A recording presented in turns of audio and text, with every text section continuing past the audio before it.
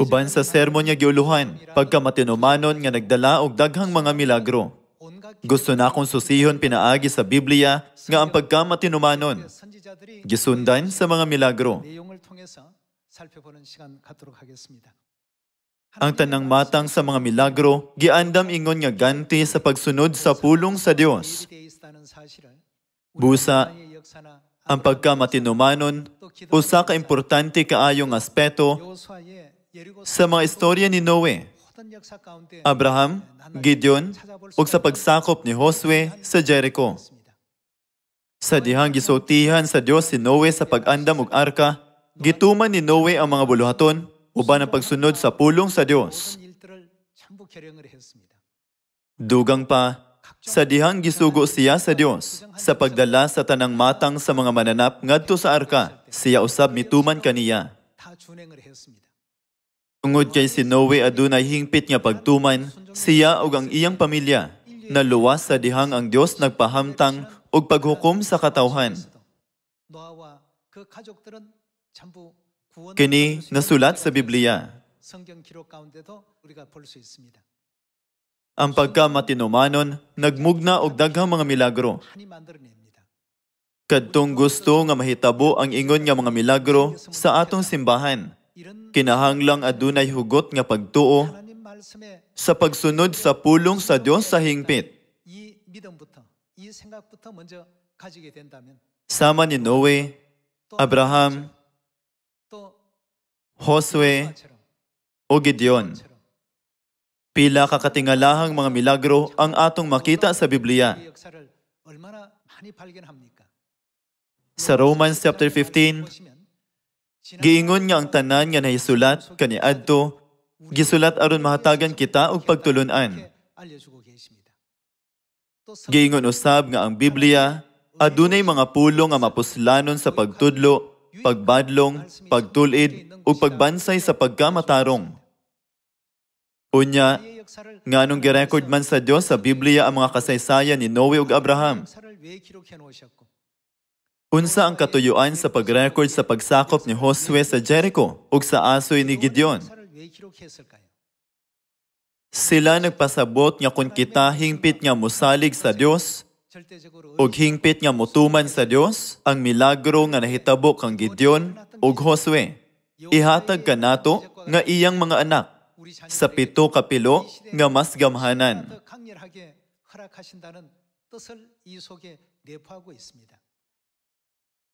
Unya, nagkinabuhi ba kita sumala sa kabubuton sa Dios nga nakapahimuot kay amahan ug inahan? Palihog tan-awa ang kalibutan karon. Gisunod ba nila ang sugo sa Dios? Nagtuman ba sila sa adlaw nga igpapahulay? Gisaulog ba nila ang pagsaylo? Ang pagkadili masinugtanon, nagdala og paghukom nga gihulagway sa 2 Thessalonians chapter 1. Inigabot sa Dios aron hukman ang kalibutan pinaagi sa kalayo sa katapusa mga adlaw. Silutan niya ang tanan nga dili motuo sa Dios ug dili motuman sa ebanghelyo sa atong Ginoong Hesukristo.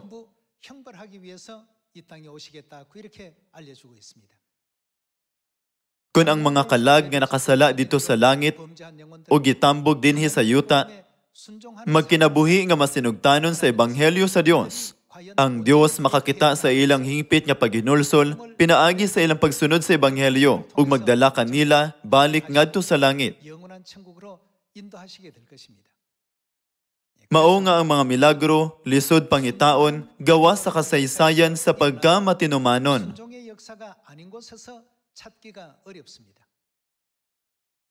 Karon, ato unang susihon ang Revelation chapter 14. Atong tan-awon ang Revelation chapter 14 verse 4. Sa chapter 14 verse 4, kini gisulat, kini sila nagpabiling putli kay wala man sila makikhilawas sa mga babayi. Mga ulay sila. Magwanuban sila sa nating karnero. Ang nating karnero mao si Jesus. Bisan asa siya. Bisan asa siya moadto. Wala kini magpasabot nga atong ibutang ang atong kaugalingong kagahi sa ulo sa pagsunod sa dalan sa nating karnero. Apan, kini nagpasabot nga atong itugyan ang atong hukom sa paghukom sa Dios. Maguban-uban sila sa nating karnero bisan asa siya. Gitubos sila og mao ang unang gihalan. Sa laing pagkasuti, kinsa man kini nga mga katawhan, sila mao kadtong gitubos na. Kadtong mga gitubos mosunod sa nating karnero bisan asa siya moadto. Maguban-uban sila sa nating karnero bisan asa siya. Gitubos sila og mao ang unang gihalad ngadto sa Dios ug sa nating karnero. Kini mao ang gitudlo kanato sa Biblia. Unsay gipasabot niini? Gusto natong moadto sa ing-ani nga direksyon, apan ang nating karnero mitutol kanato sa laing direksyon. Unsay angay natong buhaton? Kinahanglan nga sundo nato ang nating karnero. Dili kita makatagna sa umaabot o makaila sa husto nga dalan gikan sa sayop nga dalan. Usahay ang atong giisip nga maayo, adunay negatibo nga epekto sa mga naglibot kanato. Busa, kinahanglan natong sundon ang kabubuton sa Dios. Kinsa nakakita sa tanan, gikan sa sinugdan, hangtod sa katapusan, o nagdumala sa universo. Ang Dios nag-ingon usab kanato, pinaagi sa Isaiah chapter 55. Unsa ang iyang gisulti mahitungod sa iyang hunahuna ug sa atong hunahuna? Kay sama nga ang kalangitan habog kay sa yuta, ang akong mga laraw habog kay sa inyong mga laraw, ug ang akong hunahuna kay sa inyong hunahuna. Busa, dili kita magsalig sa atong kaugalingong sentido komon, kundili, itugyan nato ang tanan ngadto sa paghukom sa Dios. Kinahanglan kitang mahimong mga anak sa Dios nga iya sa nating karnero, nga gihulagway sa Revelation chapter 14. Atong tan-awon, kung unsay gisulti sa Dios kanato, bahin niya atong anaa sa kaatbang nga kahimtang, pinaagi sa pagpakli sa Romans chapter 2 verse 5.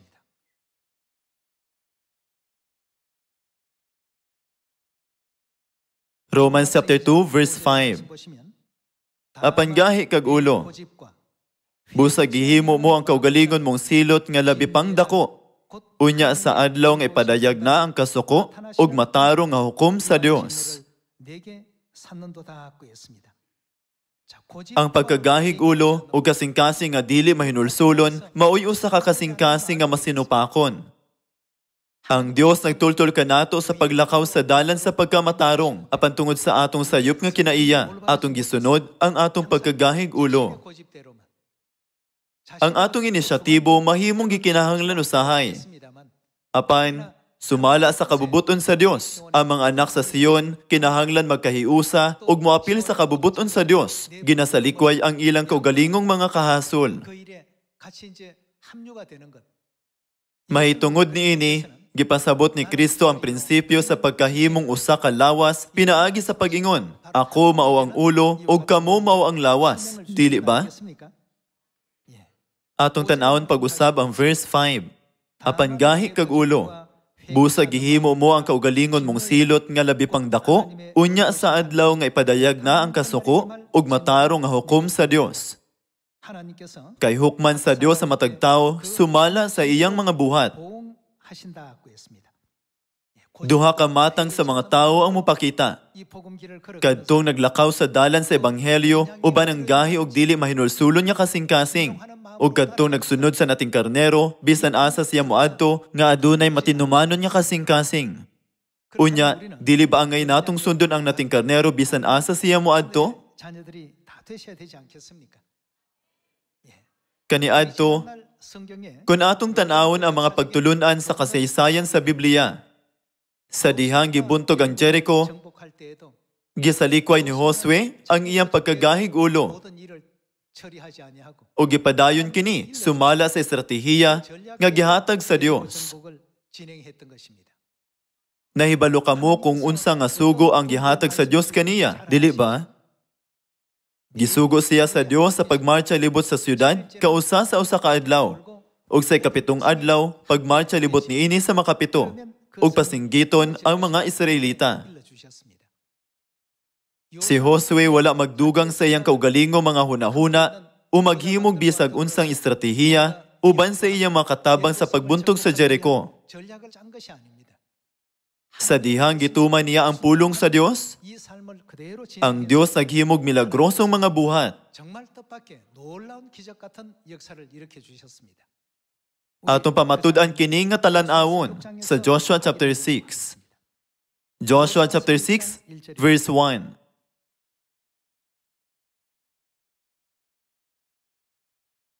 Gisirhan pag-ayo ang mga gangaan sa Jericho aron dili makasulod ang mga Israelita, walay makasulod o makagula sa syudad. 여호와께서 여호수아 Unya ang Ginoo miingon kang Josue, itugyan ko kaninyo ang Jericho ug ang hari niini. 용사들을 Lakip ang maisog nga mga sundalo. Ikaw ug ang imong mga sundalo magmarcha libot sa gawa sa syudad, makausa matag adlaw, sulod sa unom ka adlaw. 그리하라. 7 ka pari ang mag-una sa sudlanan sa kasabutan. Matag usa kanila magdalag budyo nga sungay sa laking karnero. Sa ikapitong adlaw, ikaw ug ang imong mga sundalo magmarcha libot sa gawa sa syudad. Makapito, uban sa mga pari nga nagpatingog sa mga budyong nga sungay. Unya patingugon nilag dugay ang mga budyong. 그 나팔 Inikadungog ninyo niini, pasinggita ang tanang mga tao ug unya. 외쳐 부를 것이라. 그리하라. Unsay mahitabo, 성벽이 어떻게 된다고요? 무너져 kini mahugno. 있습니다. Sa dihang niabot ang mga Israelita sa Kanaan, ang Jericho mao ang unang utlanan 제일 큰 ug ang kinadak ang babag sa pagbuntog. Apan, 하나님께서 si Josue misunod, uban ang pagkamatinumanon. Wala niya gidugang ang iyang mga opinyon, nga naghuna-huna, gusto na ko kini nga paagi. O gusto ko magpadala sa mga tigpaniid sa unahan aron masabtan ang sitwasyon sa sulod. Ibulag ang mga kaaway sa usag-usa.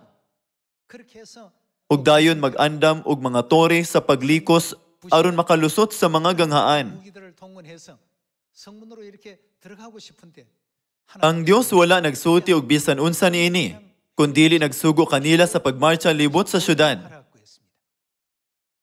Usa kadto ka katingad-an nga estratehiya sa atong panabot. 생각으로는 Kini nga estratehiya walay kahulugan.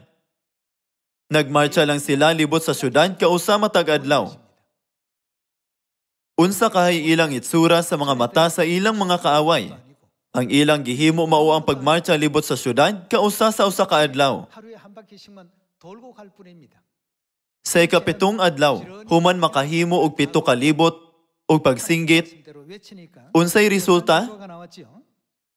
Atong tan-awon ang verse 20. Atong tan-awon ang chapter 6 verse 20. Busa gipatingog sa mga pari ang mga budyo nga sungay. 그들은 나팔을 불며 Sa pagkadungog niini sa katawan, naninggit sila og 소리 질러 외치니 성벽이 unsay nahitabo? 어떻게 되었습니까? Sama sa giingon sa Dios, nahugno ang paril. Kung atong tan-awon ang panghitabo sa Jericho, 이건 atong masabtan niya kini mao'y resulta sa pagkamatinumanon ni Josue. Kung ang Dios mosulti kanato kung unsa iyang kabubuton, ang mga anak sa Sion, kinahanglan mo apil ni ana nga kabubuton. 참으로 해야 되겠고 Ang Biblia nag-ingon nga sila nagsunod sa nating karnero bisan asa siya moadto. Sa dihang si Kristo, ang nating karnero, nagmando sa tanan. Ang mga anak sa Sion, kinahanglan dili mangutana. Dili ba mas maayo kini nga paagi? 이 방법이 더 낫지 않을까요? Kinahanglan sila magiusa sa kabubuton ni amahan o ginahan 아버지 어머니 ug mosunod sa ilang kabubuton. 다그 뜻에 합류했을 때 Sa diha lang, ang Jericho, usa ka dakong kuta, 쉽게 gitugyan ngadto sa mga Israelita. Mga igsuon, ang pagkamatinumanon, nagmugna og mga milagro. Kung kita dili motuman ug ipugos ang atong kagahi ug dili mahinulsulon yung mga kasing-kasing, 자꾸 주장하게 ang panag-away, motunga bisan sa Sion. 전쟁이 생길 수밖에 없습니다. Kung ang Dios mosulti kanato sa iyang kabubuton, kinahanglan nga magpuyo kita niini, bisan asa siya mugiya kanato. Atong susihon kung sa unsang paagi ang pagkamatinumanon, nakahimog mga milagro sa storya ni Gideon. Judges chapter 7 verse 1. 장로님 한번 읽어 주시겠습니까? Si Gideon o Jerubaal, ug ang tanan niya mga tao, sayong namangon, ug nagkampo duol sa tubod sa Harod. Ang kampo sa mga Midianhon didto nahimutang sa walog sa amihanan, sa bungtod sa More. Ang Ginoo miingon kang Gideon, daghan ra kaayo kining mga tawhana nga miuban kanimo. Gagamiton ko aron pagbuntog sa mga Midianhon. Makaingon unya ang mga Israelita nga nakadaog sila tungod sa ilang gahom ug dili ako nila pasidunggan. Sultihi ang imong kasundaluhan nga kadtong nahadlok makahimo pagpauli. Busa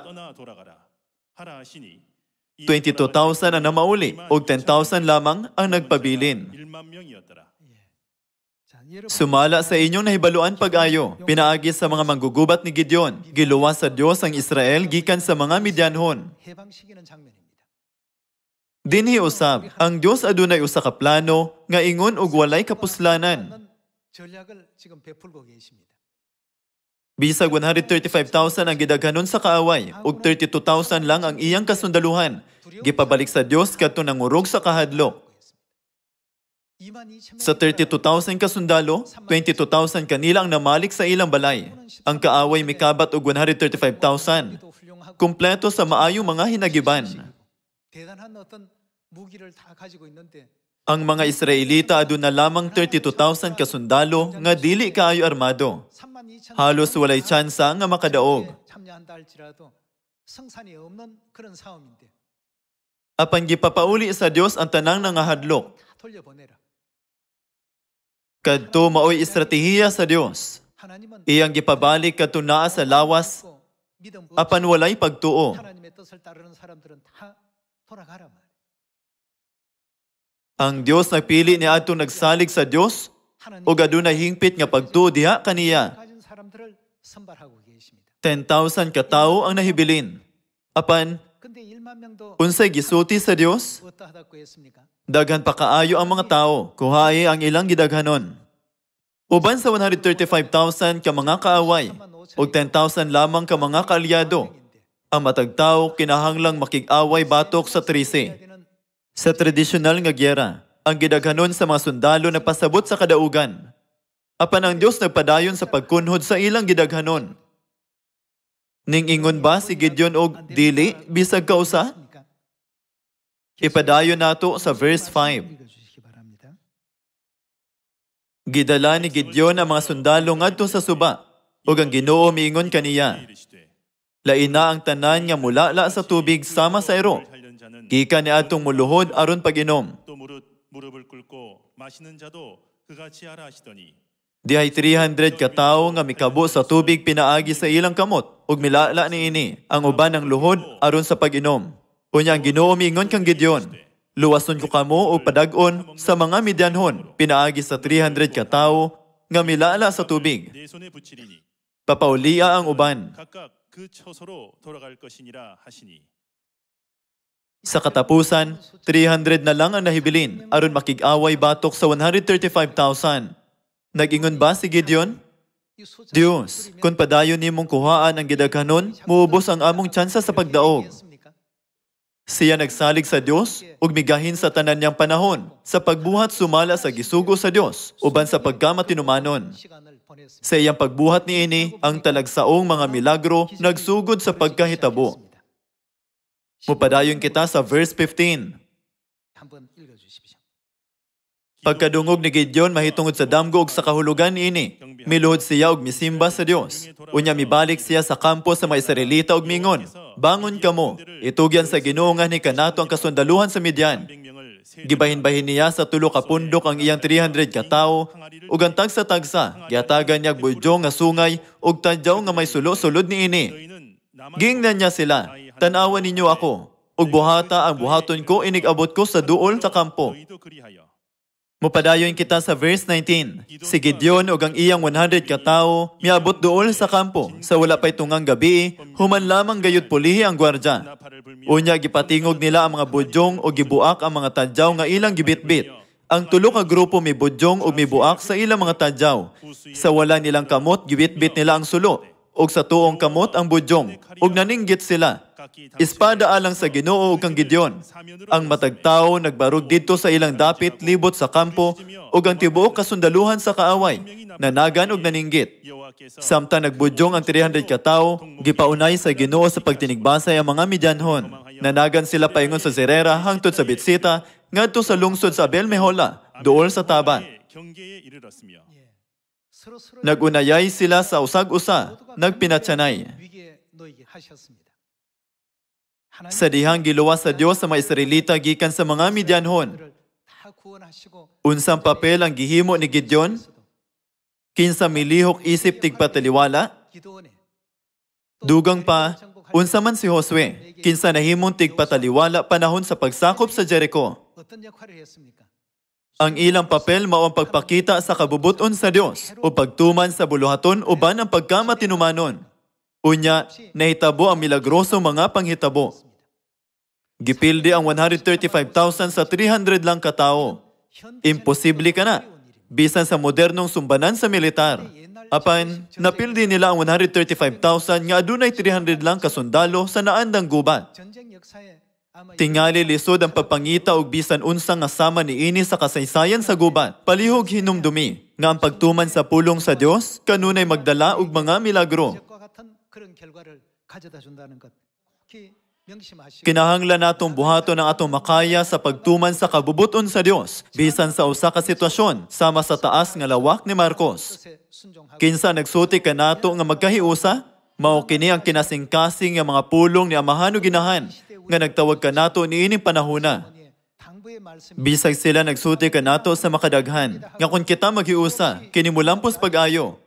Ang atong kaugalingo mga hunahuna, kasagaran mo patigbabaw. 생각이 Sa positibong pagkasulti, ang atong mga hunahuna murag talagsaon. Apan sumala sa Biblia, ang mga problema mo tunga tungod sa atong pagkagahi og dili mahinulsulon nga mga kasing-kasing. Unsay angay natong buhaton sa pulong sa Dios. 어찌 해야 됩니까? Kinahanglan kitang maghiusa. 복음의 Kung adunay usa ka butang nga makabenepisyo sa ebanghelyo, bisan og gusto nako kini buhaton, 좀 양보하고 kinahanglan akong mutugyan og mohatag og mga oportunidad sa bagong mga miyembro. Niini nga konteksto, 내용 안에서 ang atong ebanghelyo makakab-ot og mga milagro sa Samaria hangtod sa kinatumyan sa kalibutan. 이뤄낼 수 있습니다. Busa kinahanglang tumanon nato ang atong papel isip tigpataliwala pinaagi sa masinugtanon nga pagtuman sa mga pulong ni Amahan ug Ginahan. Sa diyang si Jesus mingon, palawod kamo og itaktak ang inyong mga pukot aron makakuha kamo. Si Pedro, bisag ikapoy sa pagtrabaho sa tibuok gabii, misunod sa sugo ni Jesus, ug usa ka milagro ang nahitabo. Naisulat nga mga isda daw nagtapok, nga murag nagmeeting, 하루 모였는지 ug ang tanan nadakpan sa pukot ni Pedro, 전부 잡혀서 nga mipuno sa duha ka bangka nga sila, 그렇지만 misugod sa pagkaunlod. 잡혔더라고 돼 있거든. Aron makasaksi sa ingon niya mga milagro, kinahanglan niya kita adunay pagtuo sa pagsunod sa pulong sa Dios, bisan asa kita dadon niini. 모두가 소유해야 되겠습니다. Dili kadto sa ka milagro nga gihatag kang Josue lamang. Ang Dios kinsa mihatag sa ingon nga milagro ngadto ni Josue, siguradong muhimo og mga milagro bisan karon, samtang kita mosangyaw sa ebanghelyo sa Samaria ug ngadto sa kinatumyan sa kalibutan. 뜻이 이렇게 주십니다. Apan, samtang ang atong mga miyembro sa pamilya sa Sion, mikaylap sa tibuok kalibutan gikan sa lain-laing mga kaagi. 환경이 Adunay mga higayon nga ang atong mga opinyon dili magkauyon, nga musangpot sa dili pagsinabtanay. 맞지 않을 때가 참 많습니다. Sa pagbuhat sa ingon, mahimo kita nga makapasakit sa usag-usa, nga wala tuyua. 입히는 수도 있지 않겠습니까? Dili ka na gusto ni Amahan ug Ginahan. Unsaon nato pagtrato ang usag-usa diha sa Dios? Higugmaa ang usag-usa. Gikategorya sa Dios ang gugma sa daghang kinaiya. Ang gugma mapailubon. Ang gugma kanunay buutan. Ang gugma dili masuya. 투기하지 않는다. Ang gugma dili manghinambog. 하지 않는다.